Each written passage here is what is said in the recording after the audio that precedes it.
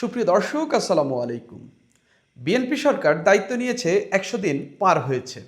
এই ১০০ দিনের মধ্যে সরকারের প্রধানমন্ত্রী এবং স্বরাষ্ট্রমন্ত্রীকে দেখে স্লোগান দেওয়া হয়েছে। সেই স্লোগানে ভুয়া ভুয়া এরকম কথা উল্লেখ করা হয়েছে।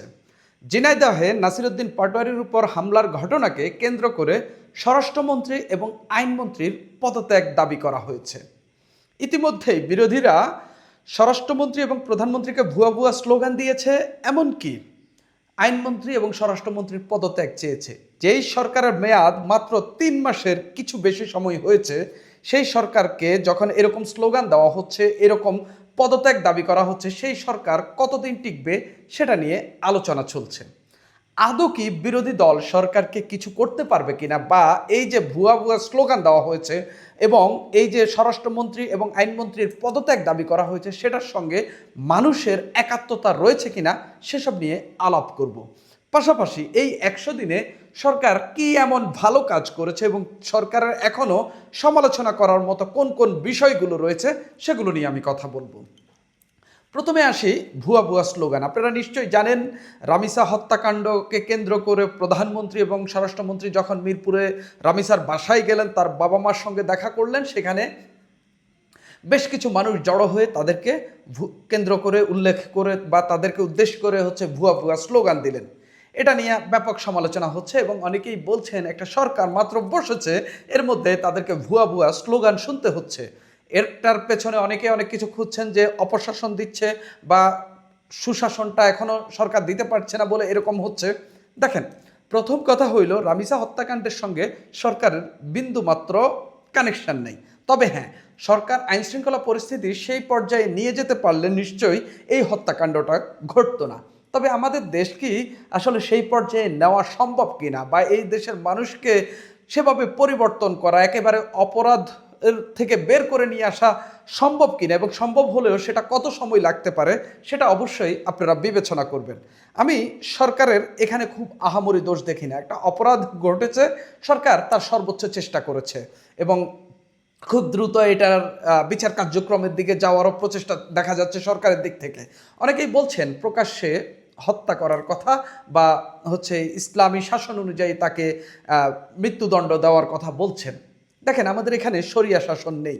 আমরা দেখেছি নয়নবনকে যখন বন্দুকযুদ্ধে হত্যা করা হলো, এরপরেও মিন্নি রিফাতের মতো যে ঘটনাগুলো ঘটেছে এই সমাজে, তার বিস্তর উদাহরণ রয়েছে। অর্থাৎ বন্দুকযুদ্ধ দিয়ে বা সরাসরি হত্যা করে ফেলে বা বিচারের আওতার বা বিচারের বাইরে গিয়ে কাউকে হত্যা করে ফেললেও সেই অপরাধ শেষ হয়ে যায় না, বরঞ্চ আরেকটা অপরাধ সংগঠিত হয়।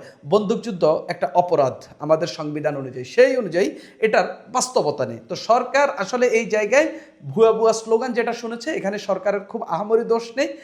শুধুমাত্র সমালোচনা করার জায়গা থেকে সরকারকে এই স্লোগানটা শুনতে হয়েছে, সরকার প্রধানকে, স্বরাষ্ট্রমন্ত্রীকে। নাসিরউদ্দিন পাটোয়ারিকে কেন্দ্র করে যে ঘটনাটা ঘটেছে, সেখানে তিনি মনে হচ্ছে যে অতিরঞ্জিত হয়ে তিনি স্বরাষ্ট্রমন্ত্রী এবং আইনমন্ত্রীর পদত্যাগ চাচ্ছেন, এবং আমি মনে করি না যে এটার সঙ্গে জনগণের কোনো ধরনের একাত্মতা রয়েছে এখন পর্যন্ত, এবং মানুষের এটাতে কোনো সাই নেই। এবং আমি মনে করি এই ৩ মাসে বা এই ১০০ দিনে সরকারের ভালো কাজ কি সেটা নিয়ে একটু আলাপ করা দরকার। এই সরকারের নির্বাচনী ইশতেহার ছিল ফ্যামিলি কার্ড, কৃষক কার্ড, কৃষি ঋণ মওকুফ, খাল খনন। সরকার সেগুলোর দিকে এগিয়ে যাচ্ছে এবং সেগুলো বাস্তবায়ন করছে।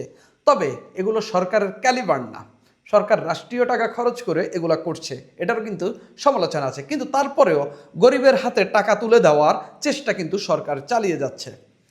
এই সরকারের আরেকটা ক্রেডিট নেওয়ার মতো বা সরকারের প্রশংসা করার মতো আরেকটা বিষয় হলো, আইন শৃঙ্খলা পরিস্থিতির অন্তত অল্প কিছু হইলেও উন্নতি হয়েছে এবং আগের চেয়ে কিছুটা বেটার পজিশনে আমরা এখন রয়েছি, এবং পুলিশও আগের চেয়ে কিছুটা ভালো অবস্থানে পৌঁছেছে। পুলিশ ভালো অবস্থানে কখন পৌঁছাবে সেটা আপনার বোঝার জন্য আপনি পুলিশের একটা জিনিস দেখলেই বুঝবেন। যখন পুলিশ দুর্নীতি করতে পারে, যখন পুলিশ মানুষের পকেট থেকে টাকা নিতে পারে, তখনই বুঝবেন পুলিশ একেবারে ফুল ফর্মে আছে।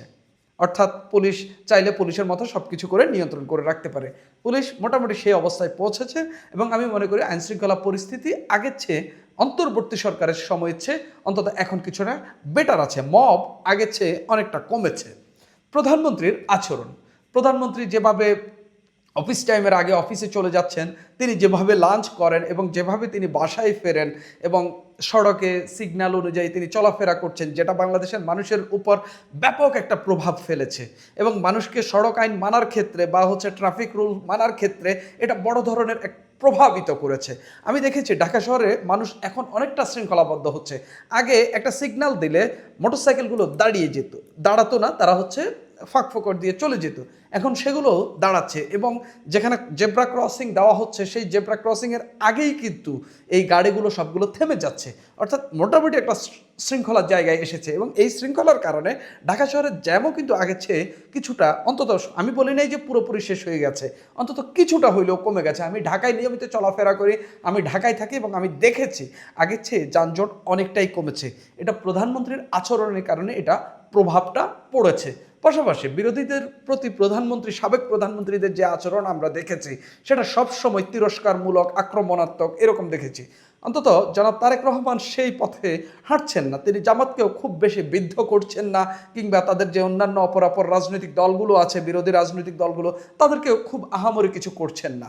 এমনকি তাকে কুলাঙ্গার পর্যন্ত বলা হয়েছে, সেটা নিয়ে কোনো রিয়াকশন দেখাচ্ছে না এবং কোনো নেতাকে মামলা করার জন্য উদ্বুদ্ধ করছে না। এই যে নাসিরউদ্দিন পাটোয়ারি প্রতিদিন নানান কথাবার্তা বলছেন, নানান ব্যক্তিগত আক্রমণ করছেন, এগুলো নিয়ে কিন্তু সরকার দলীয় নেতাদেরকে যেন মামলা করে এই বিষয়ে উদ্বুদ্ধ করা হচ্ছে না।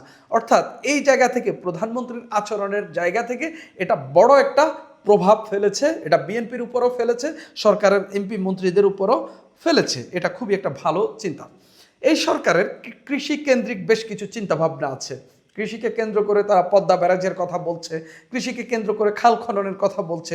কেননা কৃষিকে আরও সম্প্রসারণ করতে হলে, আরও ভালো করতে হলে এখানে বাংলাদেশের নদীগুলোতে পানি প্রবাহ দরকার এবং খালগুলোতে পানি প্রবাহ দরকার। সরকার কিন্তু সেই কেন্দ্রিক কাজ করছে এবং কৃষিমন্ত্রী আমি দেখেছি এইসব বিষয়ে বেশ ভালো কাজ করছেন। যদিও এখানে কিছু কিছু সমালোচনার জায়গা রয়েছে। আপনি যদি দেখেন, এই যে লাস্ট কিছুদিন আগে যে হাওরে পানিতে যে ফসল ডুবে গেছে, সেখানে কিন্তু সরকার ইমিডিয়েটলি কৃষকদেরকে সহায়তা করার জন্য একটা প্রণোদনা ঘোষণা করেছে। অর্থাৎ সব মিলিয়ে সরকার কিন্তু কৃষি বান্ধব চিন্তাভাবনা করছে। ইতিমধ্যে কৃষক কার্ড দেওয়া হয়েছে এবং অন্যান্য ক্ষেত্রে নানান পদক্ষেপ নিচ্ছে। সরকারের কিছু সমালোচনার দিকও রয়েছে, আমি এটাকে খারাপ দিক হিসাবেই বলি। সেটা হলো পণ্যের দাম কমাতে না পারা। একটি পণ্যের দামও এই সরকারের সময়ে কমেনি, বরং বেড়েছে। তেলের দাম বেড়েছে, জ্বালানি তেলের দাম বেড়েছে, ভোজ্য তেলের দাম বেড়েছে, চালের দাম বেড়েছে, ডালের দাম বেড়েছে, পেঁয়াজ তো সবসময় আপস অ্যান্ড ডাউনের মধ্যেই থাকে। কোরবানিকে কেন্দ্র করে মশলার দাম বেড়েছে, যেটা প্রতিবারই বাড়ে।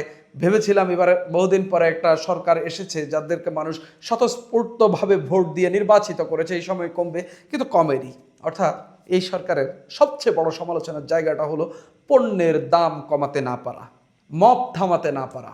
অন্তর্বর্তীকালীন সরকারের সময় একটা বিশৃঙ্খল পরিস্থিতি ছিল, যে যার মতো করে যেখানে সেখানে মপ করে ফেলতো।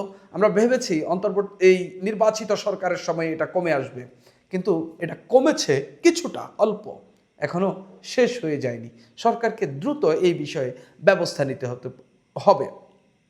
মন্ত্রী প্রতিমন্ত্রী যাদেরকে অনেকে আইডল মনে করেন, একটা দপ্তরের প্রধান, একটা মন্ত্রণালয়ের প্রধান, তাদের কেউ কেউ প্রধানমন্ত্রীর গাড়ির পেছনে, গাড়ির পাশে দৌড়াচ্ছে, যেটা সমাজে খুবই বাজে প্রভাব ফেলছে এবং এর থেকে খুব দ্রুতই তাদেরকে বেরিয়ে আসতে হবে। এটা সরকারের খারাপ একটা এবং সমালোচনার একটা দিক বলে আমি মনে করি। কিছু মন্ত্রী প্রতিমন্ত্রী চাহিদা অনুযায়ী এখনও তেমন ডেলিভারি করতে পারেননি। আপনি যদি আমাকে নাম বলেন, আমি অন্তত যা দেখতে পাচ্ছি সমাজে আমি নাম বলতে পারবো, কিন্তু আমি নাম বলতে চাচ্ছি না। কিন্তু কিছু মন্ত্রী প্রতিমন্ত্রী not up to the mark. এখন পর্যন্ত তারা সেই পরিমাণে কোনো কমিটমেন্ট দেখাতে পারেননি। এখন পর্যন্ত তাদের কার্যক্রম দেখে মনে হয়নি তাদেরকে যে কাজ দেওয়া হয়েছে, যে মন্ত্রণালয়ে অ্যাসাইন করা হয়েছে, তারা আসলে এগুলো যোগ্যও না। এরকম বেশ কয়েকজন রয়েছেন। এই যে কর্মসংস্থানের কথা বলা হয়েছে, এখন পর্যন্ত কত কর্মসংস্থান সৃষ্টি হয়েছে। এই যে বিদেশে শ্রমিকরা পাঠানোর কথা বলা হয়েছে, এখন পর্যন্ত কতটা শ্রমবাজার নতুন করে খোলা হয়েছে। তারপরে আরও এই যে পণ্যের ক্ষেত্রে আমি বললাম, আমাদের খাদ্যের মজুদ কি আগের চেয়ে বেড়েছে কিনা আমরা কি জানি? অর্থাৎ সব মিলিয়ে আমরা এই যে মন্ত্রণালয়গুলো যারা দায়িত্বে রয়েছেন, আরও অন্যান্য অনেক মন্ত্রণালয় রয়েছে, যেমন পরিবেশ জলবায়ু নিয়ে এখন পর্যন্ত তেমন খুব ভালো কোনো কাজ আমরা দেখিনি, মাত্র 3 মাস 100 দিন, কিন্তু প্রভাতেই বুঝতে পারবেন দিনটা কেমন যাবে। আমরা ওই মন্ত্রণালয়গুলো, ওই দপ্তরগুলোকে যাদেরকে মন্ত্রী প্রতিমন্ত্রী করা হয়েছে, আমরা তাদেরকে দেখে মনে হচ্ছে যে এখন পর্যন্ত তারা তেমন কোনো কিছুই ডেলিভারি করতে পারেননি, যেটার মধ্য দিয়ে আমরা আন্ডারস্ট্যান্ড করতে পারবো যে এরা আসলে ভালো কিছু দিতে পারবে। অর্থাৎ সরকারের এই ভালো দিক খারাপ দিক সব কিছুই আছে। আপনাদের কোনটা কি আরও কিছু অ্যাড করার থাকলে অবশ্যই মন্তব্য করে জানাবেন। সুপ্রিয় দর্শক, এখন এই পর্যন্তই।